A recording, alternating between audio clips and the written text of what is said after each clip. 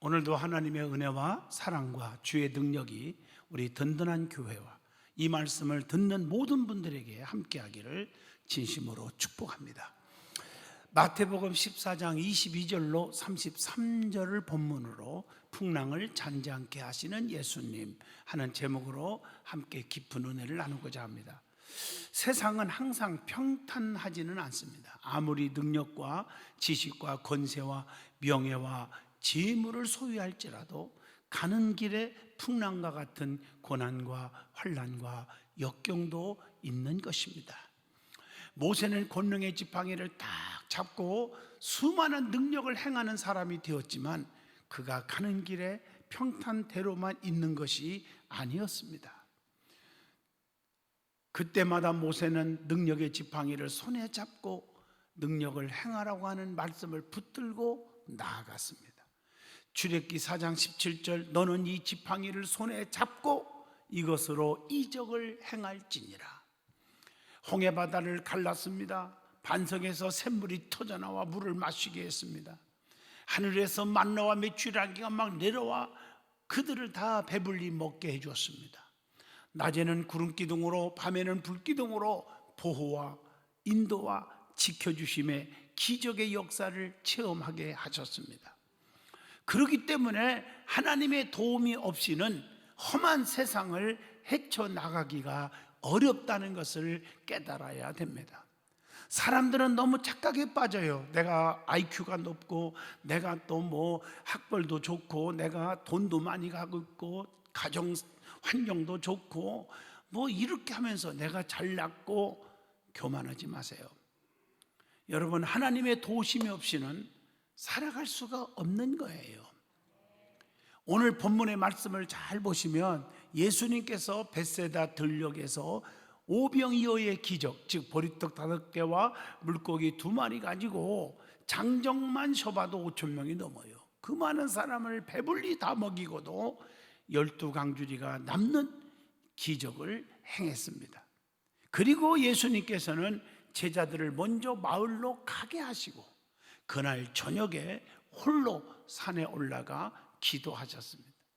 저뿐 아니라 많은 주의 종들도 마찬가지예요. 성도들과 이렇게 여러 가지 말씀을 전하고 예배하고 기쁨의 예배의 잔치를 마치고 교인들을 다 집으로 보내고 나면 목사가 정말 인간적으로는 애롭지만 하나님 앞에 엎드려 눈물로 기도합니다.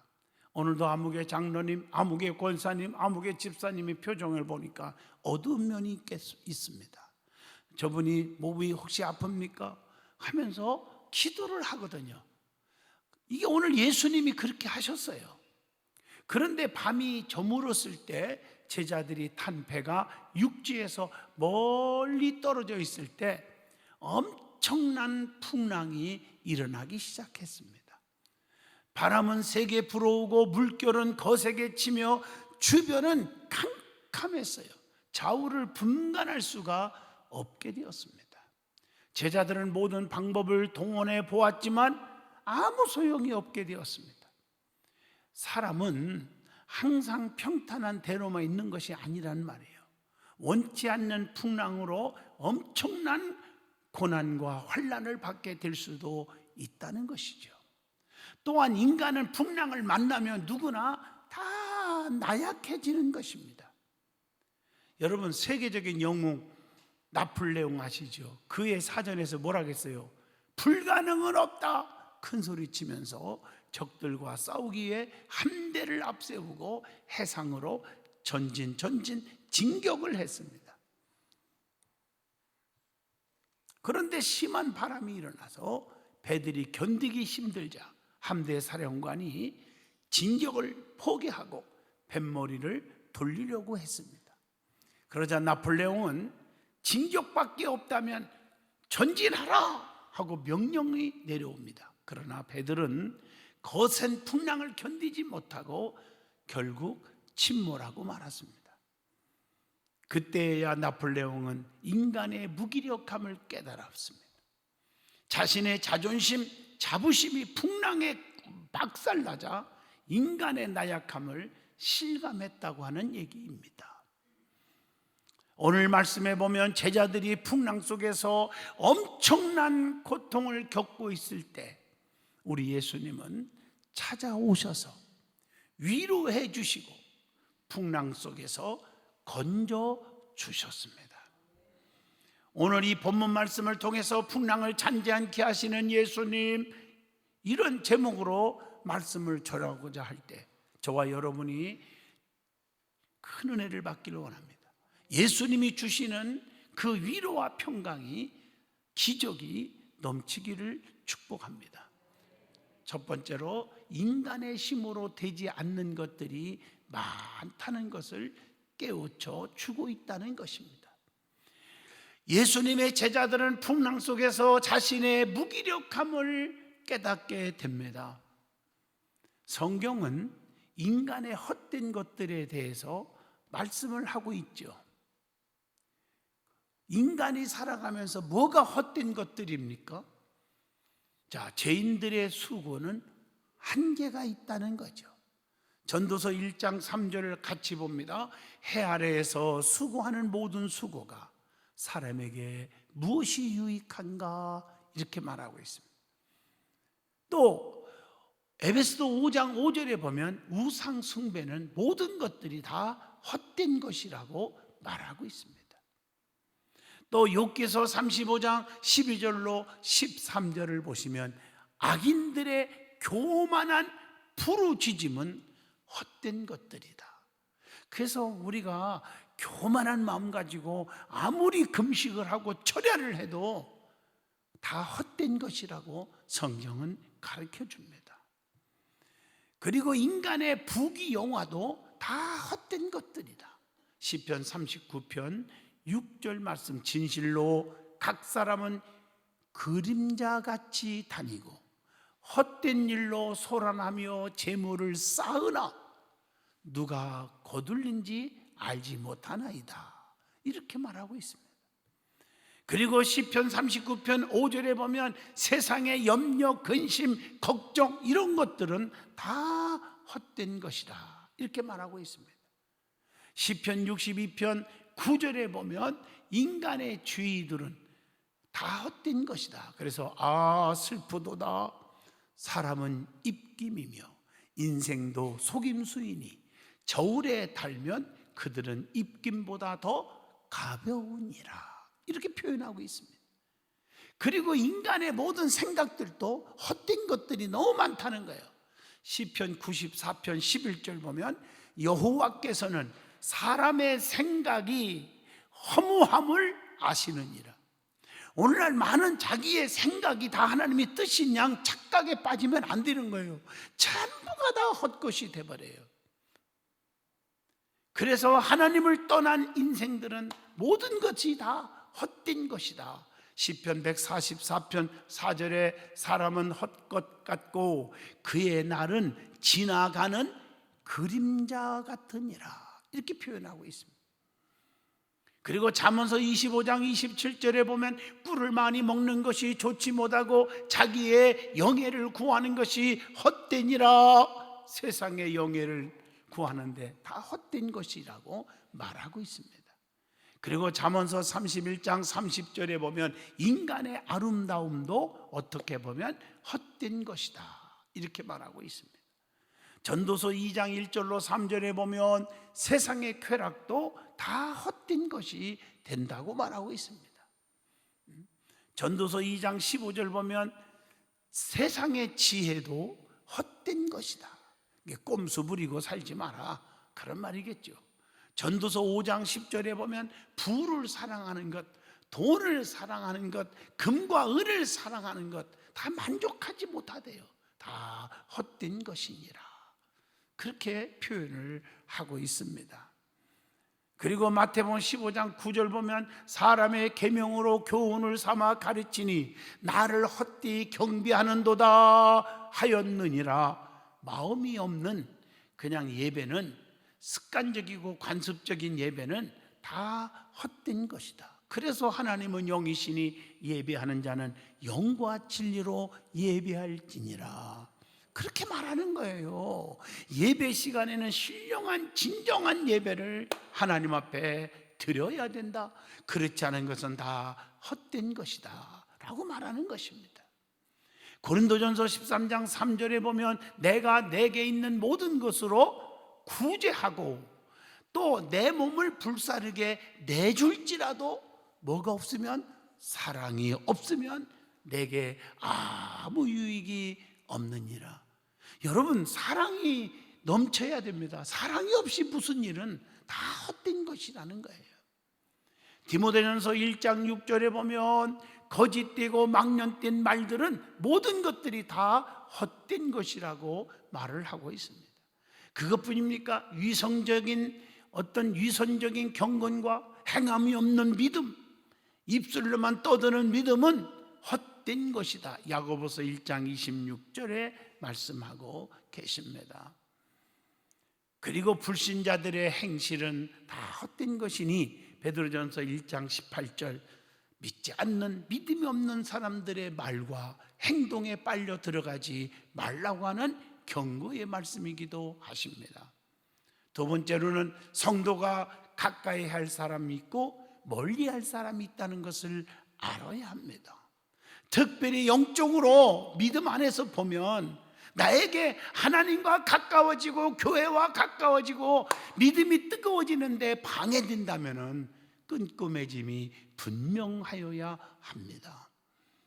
여러분, 나무도 가지치기를, 과감하게 아픔이 있어도 가지치기를 잘해줘야 좋은 상품의 열매를 맺는 것처럼 우리는 이걸 하셔야 돼요. 신앙생활하면서 긍정적이고 적극적 사고방식, 늘 입만 열리면 남을 칭찬하기를 인색하지 않고 감사할 줄 아는 사람과 교제가 이루어져야지, 부정적이고 남을 비판하기를 좋아하고 쑥덕거기를 좋아하고 남의 약점과 허물만 찾아보려고 하는 그런 어리석은 인생을 살면 안 되고, 그런 분들과 아무리 친했어도 이 시간에 가까워지게 하시면 안 된다는 것입니다. 하나님의 말씀입니다. 어느 카페에서 제가 이런 글을 읽어보고 너무 감동을 받았습니다. 가장 무서운 사람은, 가장 힘들게 하는 사람은 나의 단점을 찍어내는 사람이다.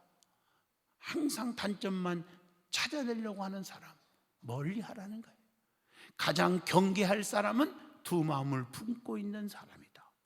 가장 간사한 사람은 타인을 필요할 때만 이용해 먹는 사람이다. 가장 나쁜 친구는 잘못한 일에도 꾸짖지 않는 사람이다. 가장 해로운 사람은 무조건 칭찬만 해주는 사람이다. 가장 어리석은 사람은 잘못을 되풀이하는 사람이다. 가장 어리석은 사람은 자기가 물러날 때를 모르고 사는 사람이다. 가장 큰 도둑은 무사 안일하여 시간을 도둑질하는 사람이다. 가장 나약한 도둑은 약자 위에 군림하는 사람이다. 참 감동적인 글을 읽어본 적 있어서 여러분에게 소개를 해드렸습니다. 세 번째, 성도는 항상 성령님의 인도를 받아야 한다는 것입니다. 에베소 4장 22절로 24절에 너희는 유혹의 욕심을 따라 썩어져가는 구습을 따르는 옛사람을 벗어버리고 오직 너희의 심령이 새롭게 되어 하나님을 따라 의와 진리의 거룩함으로 지으심을 받은 새 사람을 입으라, 이렇게 말하고 있습니다. 성령으로 새롭게 되어 새 사람을 입게 됨으로 변화된 모습이 있다는 것이죠. 그게 뭘까? 에베소 4장 25절에 거짓을 버리고 이웃과 더불어 참된 것을 말해야 한다고 했고요. 에베소 4장 26절 보면 분을 내어도 죄를 짓지 말며 해가 지도록 분을 품지 말라고 말씀했고요. 에베소 4장 28절을 보면요, 다른 사람에게서 부당한 이익을 취하지 않게 해야 한다고 했고요. 또 사도행전 2장 28절 보면 자신만을 위해서가 아니라 이웃을 위해서 일하게 되어야 한다는 것이고요. 또 에베소 4장 29절 보면 더러운 말이 아니라 선한 말로 이웃에게 은혜를 끼치게 하라는 말씀이고요. 또 에베소 4장 31절 보면 모든 악한 것들을 과감하게 끊어 버리게 된다는 것입니다. 에베소 4장 32절 보면 이웃에게 인자하게 대하고 긍휼히 여길 줄 알으라고 말씀하고 계십니다. 에베소 4장 32절에 보면 하나님께로부터 용서받음으로 다른 사람들도 용서하게 되는 것이라는 겁니다. 에베소서 5장 6절로 7절에 보면 불신자들이나 믿음 없는 자들과 어울려 다니며 죄짓지 말라고 성경은 가르쳐 줍니다. 에베소 4장 30절 보면 성령님을 근심하게 하지 않게 하라는 거예요. 자, 두 번째로 우리에게 주시는 교훈이 있습니다. 오늘 본문의 중요한 핵심이죠. 풍랑을 잔잔케 하시는 예수님의 은총을 받아야 한다는 것입니다. 첫째로 예수님은 우리에게 찾아오셔서 도움을 주시는 겁니다. 오늘 본문 22절에 보면 예수께서 즉시 제자들을 재촉하사 자기가 무리를 보내는 동안에 배를 타고 앞서 건너편으로 가게 하시고, 예수님은 홀로 기도하시다가 풍랑을 만난 제자들을 향하여 찾아가셨다고 말씀합니다. 무리로 걸어오시는 주님을 보고 제자들은 깜짝 놀랐어요. 본문 25절로 26절 보면 놀라가지고 유령이라 하며 무서워하고 벌벌 떨면서 소리를 지르거늘 그랬어요. 제자들은 유령인 줄 알고 지금 인간적으로 지금 풍랑 때문에 죽게 됐으니까 지금 불안하고 초조하고 낙심되고 좌절에 빠지고 괴롭고 이런 순간이니까 뭐 예수님이 보일 리가 없지요. 예수님이 지금 걸어오시는데도 유령인가 이렇게까지 하는 제자들 한심하잖아요. 그리고 막 놀란 거예요. 유령인가 하고 어떻게 무리를 막 걸어오냔 말이에요. 평상시에 예수님의 수많은 기적을 행한 걸 다 봤을 거 아니에요. 그런데도 그 무리에 걸어가는 게 무대사입니까? 인간적으로 따지면 죽은 자도 무덤에서 살리신 주님을 만났지 않습니까? 그런데 어째서 이렇게 놀래버리냔 말이에요. 그때 주님은 제자들을 어떻게 했어요? 본문 27절 보세요. 안심시켜 주잖아요. 예수께서 즉시 이르시되 안심하라, 나니 두려워하지 말라. 오늘 우리는 이런 음성을 날마다 들을 수 있기를 축복합니다. 걱정하지 말라, 두려워하지 말라, 염려하지 말라, 내가 있지 않느냐. 요한복음 14장 1절, 너희는 마음에 근심하지 말라, 하나님을 믿으니 또 나를 믿어라. 내 아버지 집에 거할 곳이 많도다. 내가 누구냐? 6절에 길이요 진리요 생명이니 나로 말미암지 않고는 아버지께로 올 자가 없다. 나를 통하지 않고는 해결할 방법이 없다고 말했잖아요. 하나님은 두려워하는 자에게 무서워하지 말라고 했어요. 여호수아 1장 9절에 봐도 내가 네게 명령한 것이 아니냐, 강하고 담대하라, 두려워하지 말며 놀라지 말라. 네가 어디로 가든지 네 하나님 여호와가 너와 함께 하느니라 하시니라. 창세기 35장 1절로 3절에 봐도 하나님은 야곱에게 찾아오셔서 위로해 주셨습니다. 욥기서 19장 24절로 26절에 하나님은 욥에게 찾아오셔서 위로해 주셨습니다. 다니엘서 6장에 보면 하나님은 다니엘에게 찾아오셔서 사자의 굴 속에서 건져주셨고, 사드락과 메섹과 아벳느고는 7배나 뜨거운 불 속에 들어갔지만 그 속에서 우리 하나님 찾아오셔서 건져주셨습니다. 요한복음 5장 2절로 7절 보면 주님은 살 수 없는 병, 38년 된 병자에게 찾아와 주셔서 다 포기하고 죽기만 기다리는 불쌍한 사람에게 위로와 치료를 해주셨으며, 마태복음 9장에 보면 우리 예수님은 모든 병든 자들을 다 고쳐주셨다고 말하고 있습니다. 두 번째입니다. 본문 28절로 31절입니다. 우리 예수님은 제자들을 위기 속에서 구원해 주셨어요. 건져 주셨습니다.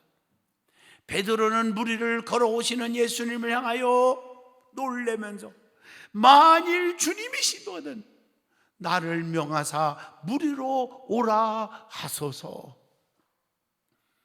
오늘 본문 28절이죠. 그때 예수님이 오라, 나를 바라보고 오너라. 그렇게 하니까 베드로가 배에서 내려 그 무리를 쫙 걸어서 예수님께로 갔다고 본문 29절에 말합니다. 주님을 바라보면 무리도 걸어가는 기적이 일어납니다. 그런데 베드로가 좌우를 쳐다보는 거예요.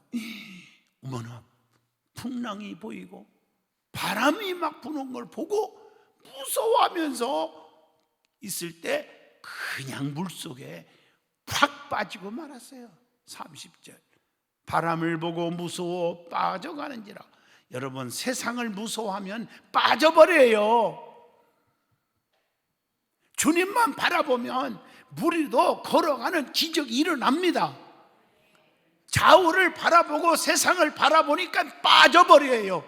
아마 한번 상상해 보세요. 성경에는 아무리 찾아도 없어. 그러나 상상은 할 수 있잖아요. 그냥 물에 푹 빠졌으니까 원치 않는 소금물, 짠물을 그냥 시커 쳐맞았을 거예요. 아마 안 그렇겠습니까? 예수님은요 즉시 손을 내밀어 베드로의 손을 잡아주셨어요.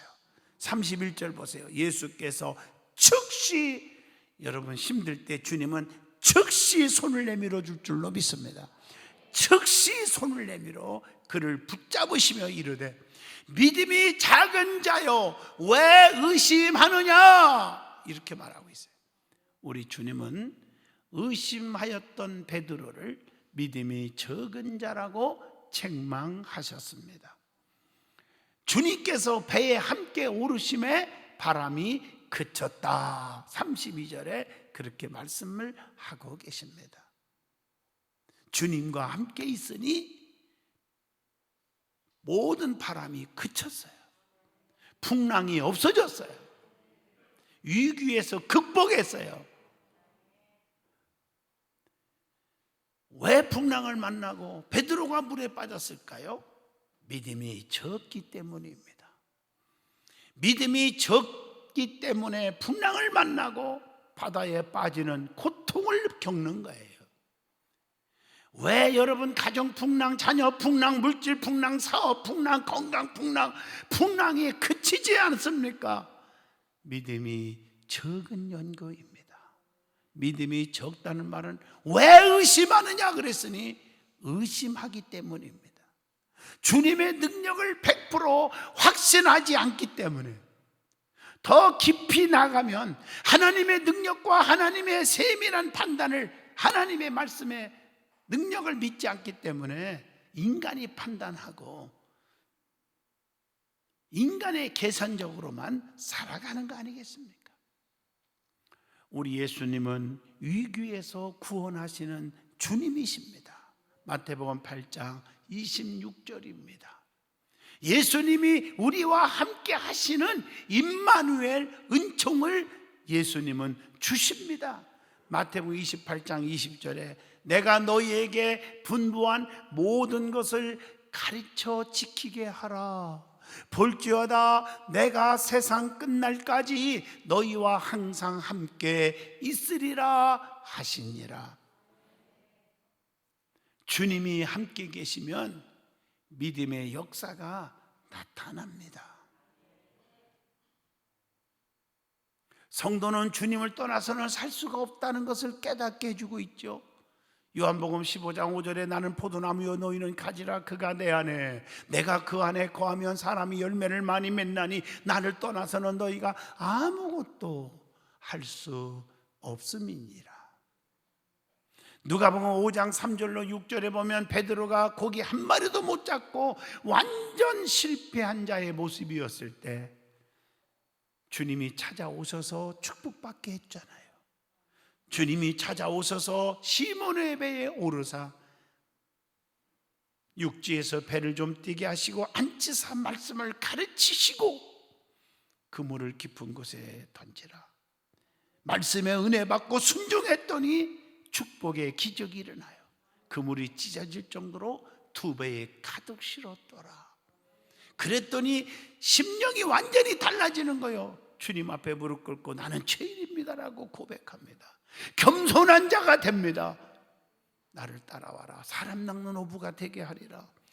주님만을 위해서 세상의 부귀영화가 중요한 게 아니고 주님만을 위해서 살면 이건 최고의 행복임을 깨닫고 주님의 제자가 되었지 않았습니까?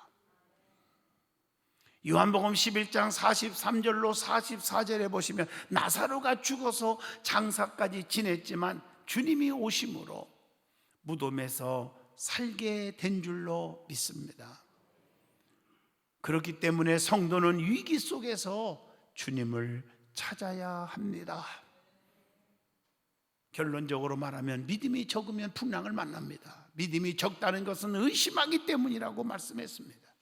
주님이 나와 함께함을 믿어야 합니다.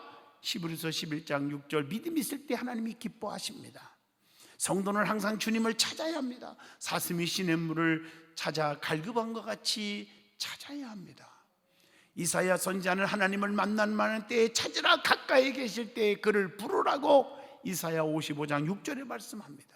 에레미야 선지자는 에레미야 29장 13절에 너희가 온 마음으로 나를 구하면 나를 찾을 것이요 나를 만나리라고 말씀하고 계십니다. 하나님을 찾는다는 말씀은 이게 무슨 뜻입니까? 기도하라는 말씀이에요. 그리고 시편 42편 2절 은혜를 간절히 사모하고 살으라는 말이에요. 시편 50편 15절에 하나님께 도움을 간절히 구하라는 것입니다. 그리고 야고보서 5장 11절 내 뜻이 아닌 하나님의 뜻을 분별할 줄 알아야 한다는 것입니다. 사랑하는 성도 여러분, 여러 가지 풍랑이 있습니다. 꼭 이 시간 주님을 만나서 잔잔케 될 줄로 믿습니다. 그리고 시온의 대로가 열리는 축복이 임하기를 간절히 축원드립니다. 기도합니다. 거룩하신 하나님 은혜 주심을 감사합니다. 성령의 기름 부음이 저들에게 넘치게 하여 주옵소서. 풍랑이 저들에게 없게 하시고 잔잔케 하시고 믿음이 뜨거워지게 하여 주시옵소서. 예수님 이름으로 간절히 기도하옵나이다.